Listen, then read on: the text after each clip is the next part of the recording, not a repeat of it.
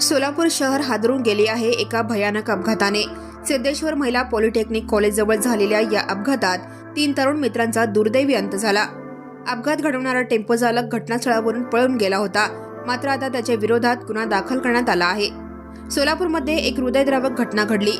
दिनांक 16 फेब्रुवारी 2026 रोजी पहाटे 4:59 सुमारास सिद्धेश्वर महिला पॉलिटेक्निक कॉलेजजवळ रूपाभवानी चौक ते बलिदान चौकाकडे जाणाऱ्या रस्त्यावर हा अपघात घडला।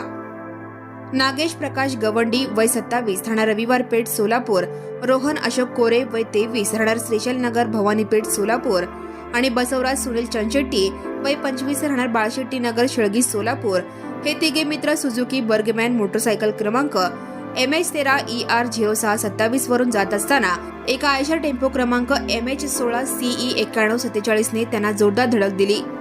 या अपघातात तिघेही गंभीर जखमी झाले आणि रस्त्यावर पडले, मात्र टेम्पो चालकाने त्यांना वैद्यकीय मदत न देता घटनास्थळावरून वाहनासह पळ काढला। परिणामी या तिघांचा मृत्यू झाला। अपघातातील निष्काळजीपणा आणि मदत न करण्यामुळे हा मृत्यू कारणीभूत ठरला असल्याचे सांगितले जात आहे।